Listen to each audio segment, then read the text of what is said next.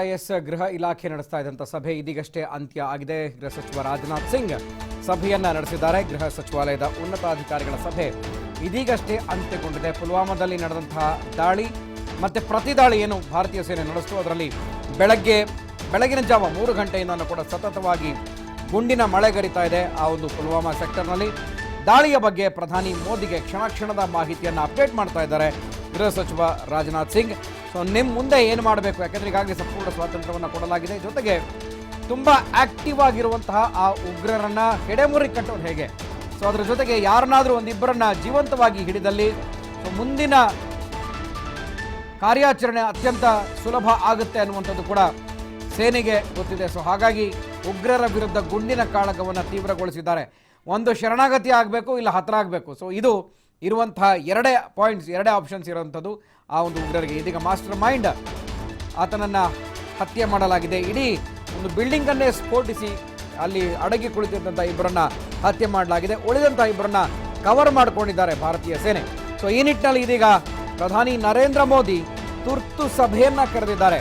ಯಾವಾಗ ಈ ಒಂದು ಅಪ್ಡೇಟ್ ಸಿಗ್ತಾ ಹೋಯಿತು ಪ್ರಧಾನಿ ಸಚಿವಾಲಯಕ್ಕೆ, ಇದೀಗ ಸಭೆಯಲ್ಲಿ ಕೇಂದ್ರ ಸಚಿವ ರಾಜನಾಥ್ ಸಿಂಗ್ ಕೂಡ ಭಾಗಿಯಾಗ್ತಾರೆ. ಯಾಕೆಂದ್ರೆ ಈಗಾಗಲೇ ಸ್ಪಷ್ಟವಾದ ಮಾಹಿತಿಯನ್ನು ಕೊಟ್ಟಿದ್ದಾರೆ. ಅಲ್ಲಿ ಏನು ನಡೀತಾ ಇದೆ, ಯಾವ ರೀತಿ ಕಾರ್ಯಾಚರಣೆ ನಡೀತಾ ಇದೆ, ಸೊ ಮುಂದೆ ಯಾವ ರೀತಿ ಕಾರ್ಯಾಚರಣೆ ತೆಗೆದುಕೊಳ್ಬೇಕು. ಹಾಗೆಯೇ ರಾಷ್ಟ್ರೀಯ ಭದ್ರತಾ ಸಲಹೆಗಾರ ಅಜಿತ್ ಧೋವಲ್ ಕೂಡ ಗೃಹ ಸಚಿವರ ಜೊತೆ ಸಾಥ್ ನೀಡ್ತಾ ಇದ್ದಾರೆ. ಈ ಪ್ರಧಾನಿ ಕರೆದಿರುವಂಥ ಸಭೆಯಲ್ಲಿ ಸದ್ಯದ ಪುಲ್ವಾಮಾ ದಾಳಿಯ ಬಗ್ಗೆ ಪ್ರಧಾನಿಗೆ ಮಾಹಿತಿಯನ್ನು ಕೊಟ್ಟಿದ್ದಾರೆ ಗೃಹ ಸಚಿವ ರಾಜನಾಥ್ ಸಿಂಗ್ ಹಾಗೂ ಅಜಿತ್ ಧೋವಲ್. ಸೊ ಈಗ ಈ ಮೂರು ನಾಯಕರು ಸಭೆಯನ್ನು ನಡೆಸ್ತಾರೆ. ತುರ್ತು ಸಭೆಯನ್ನ ಕರೆದಿದ್ದಾರೆ. ನೇತೃತ್ವದ ಉನ್ನತ ಮಟ್ಟದ ಸಭೆ, ಪ್ರಧಾನಿ ನರೇಂದ್ರ ಮೋದಿ ನೇತೃತ್ವದಲ್ಲಿ ಉನ್ನತ ಮಟ್ಟದ ಸಭೆಯನ್ನ ರಕ್ಷಣಾ ಇಲಾಖೆಗೆ ಸೇರಿದಂತಹ ಹಾಗೆ ಆಪ್ತ ಸಚಿವರ ಸಭೆಯನ್ನ ಕರೆದಿದ್ದಾರೆ. ತುರ್ತು ಸಭೆಯನ್ನ ನಡೆಸೋದ್ರಿಂದ ಮುಂದಿನ ಅನಿವಾರ್ಯ ಪರಿಸ್ಥಿತಿಯಲ್ಲಿ ಯಾವ ರೀತಿಯಾಗಿ ಸೇನೆಯನ್ನ ನಿಯೋಜಿಸಬೇಕು, ಅದರ ಜೊತೆಗೆ ಮುಂದಿನ ಕಾರ್ಯತಂತ್ರಗಳನ್ನು ಏನು ಮಾಡಬೇಕು ಅನ್ನುವಂಥದ್ದು ಇಲ್ಲಿ ಚರ್ಚೆ ಆಗುತ್ತೆ. ಹಾಗೆಯೇ ಸಾಕಷ್ಟು ರಹಸ್ಯ ಸಭೆ ಕೂಡ ಆಗಿರೋದ್ರಿಂದ ಅಲ್ಲಿ ಏನು ನಡೆಯುತ್ತೆ ಅದನ್ನ ಎಲ್ಲಿಯೂ ಕೂಡ ಬಹಿರಂಗಗೊಳಿಸುವಂತಹ ಸಾಧ್ಯತೆಗಳು ಕಡಿಮೆ, ಕಷ್ಟ ಸಾಧ್ಯ ಅದು.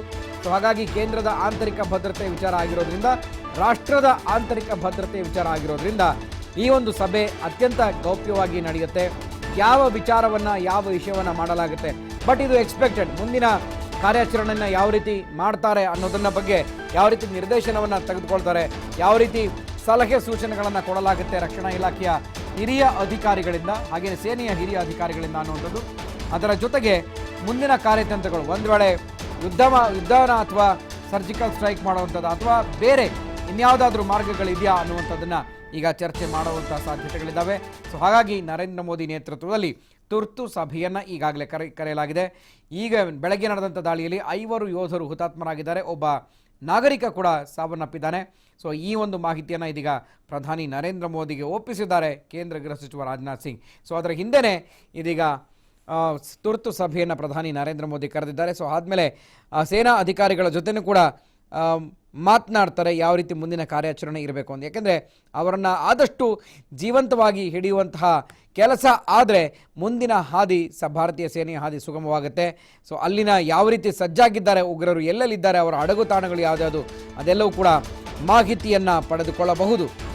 ಮತ್ತೊಂದು ಬ್ರೇಕಿಂಗ್ ನ್ಯೂಸ್ ಇದೆ, ನೋಡ್ತಾ ಇದ್ರಿ. ಪುಲ್ವಾಮಾ ದಾಳಿಗೆ ಅತ್ಯಾಧುನಿಕ ಟೆಕ್ನಾಲಜಿಯನ್ನು ಬಳಸಿಕೊಳ್ಳಲಾಗಿದೆ. ಇದು ಅತ್ಯಂತ ದುರದೃಷ್ಟಕರ. ಒಂದು ಕಡೆ ನಾವು ಟೆಕ್ನಾಲಜಿಯಿಂದ ಮುಂದೆ ಸಾಗ್ತಾ ಇದ್ದೀವಿ, ಆದರೆ ಅದೇ ಟೆಕ್ನಾಲಜಿ ಉಗ್ರರಿಗೂ ಕೂಡ ಒಂದು ಆಟಿಕೆಯ ವಸ್ತುವಾಗಿ ಪರಿಣಮಿಸ್ತಾ ಇದೆ. ಅತ್ಯಂತ ಬಹುಬೇಗ ಟೆಕ್ನಾಲಜಿಯನ್ನು ಅವರು ಅಳವಡಿಸಿಕೊಂಡು ಈ ರೀತಿಯಾದಂಥ ವಿಧ್ವಂಸಕ ಕೃತ್ಯಗಳನ್ನು ನಡೆಸ್ತಾ ಇದ್ದಾರೆ. ಸೊ ಅದ್ರ ಬಗ್ಗೆ ಒಂದು ಬ್ರೇಕಿಂಗ್ ನ್ಯೂಸ್ ಬರ್ತಾ ಇದೆ. ಪುಲ್ವಾಮಾ ದಾಳಿಗೆ ಅತ್ಯಾಧುನಿಕ ಟೆಕ್ನಾಲಜಿಯನ್ನು ಬಳಸಿಕೊಳ್ಳಲಾಗಿದೆ ಅನ್ನುವಂತಹದ್ದು. ಇವತ್ತು ನಡೀತಾ ಇರುವಂತಹ ಭಾರತೀಯ ಸೇನೆ ಪ್ರತಿದಾಳಿಯನ್ನು ಕೂಡ ಮಾಡ್ತಾ ಇದೆ. ಅತ್ಯಾಧುನಿಕ ವೆಪನ್ಸ್ಗಳಿದ್ದಾವೆ, ಅತ್ಯಾಧುನಿಕ ಟೆಕ್ನಾಲಜಿಯನ್ನು ಕೂಡ ಬಳಸಿಕೊಳ್ಳಲಾಗ್ತಾ ಇದೆ. ಉಗ್ರರಿಂದ ಮೊಬೈಲ್ ಸಾಫ್ಟ್ವೇರ್ ಸೇನೆಯ ವಶಕ್ಕೆ ತೆಗೆದುಕೊಳ್ಳಲಾಗಿದೆ. ಸೊ ಇದು ಕೂಡ ಆ ರೀತಿಯಾಗಿ ಅವರು ಮಾಡಿಕೊಂಡಿರುವಂಥ ಪ್ಲಾನ್. ಅದು ತಮ್ಮ ಅನುಕೂಲಕ್ಕೋಸ್ಕರ ಆ್ಯಪನ್ನು ಕೂಡ ಉಗ್ರರು ಕ್ರಿಯೇಟ್ ಮಾಡ್ಕೊಂಡಿದ್ದಾರಂತೆ. ಟೆಕ್ನಾಲಜಿ ಯಾವ್ಯಾವ ರೀತಿ ಅನುಕೂಲ ಇದೆಯೋ ಅದಕ್ಕೆ ಅನಾನುಕೂಲಗಳು ಯಾವ್ಯಾವ ರೀತಿ ಆಗಿದೆ ಅನ್ನೋದಕ್ಕೂ ಕೂಡ ಈ ಒಂದು ಟೆಕ್ನಾಲಜಿಯಿಂದ ಆಗ್ತಾ ಇದೆ. ಸಂದೇಶ ರವಾನೆ ಮಾಡೋದಕ್ಕೆ, ಒಂದು ಮೆಸೇಜ್ ಕಳಿಸೋದಕ್ಕೆ YSMS ಅನ್ನುವಂಥ ಸಾಫ್ಟ್ವೇರನ್ನು ಉಗ್ರರು ಬಳಕೆ ಮಾಡ್ಕೊಂಡಿದ್ದಾರಂತೆ. ಇದು ಉಗ್ರರು ಬಳಕೆ ಮಾಡ್ಕೊಂಡಿದ್ದಂಥ ಆ್ಯಪ್ ಪುಲ್ವಾಮಾ ದಾಳಿಗೆ ಅತ್ಯಾಧುನಿಕ ಟೆಕ್ನಾಲಜಿಯನ್ನು ಬಳಕೆ ಮಾಡ್ಕೊಂಡಿದ್ದಾರೆ. ಅಂದರೆ ಯಾರಿಗೂ ಕೂಡ ಅನುಮಾನ ಬರದ ಹಾಗೆ, ಯಾಕೆಂದರೆ ಒಂದು ಕಾನ್ವಾಯ್ ನಡೀತಾ ಇದ್ದಿರೋದ್ರಿಂದ 78 ವಾಹನಗಳು ಒಂದು ಕಡೆಯಿಂದ ಮತ್ತೊಂದು ಕಡೆಗೆ ಹೋಗ್ತಾ ಇದ್ವು. ಅವರೆಲ್ಲರೂ ಕೂಡ ಶಸ್ತ್ರ ಇಲ್ಲದೆ ಹೋಗ್ತಾ ಇದ್ರು. ಆ ಸಂದರ್ಭದಲ್ಲಿ ಈ ಒಂದು ದಾಳಿಯನ್ನು ಮಾಡಿದ್ದಾರೆ.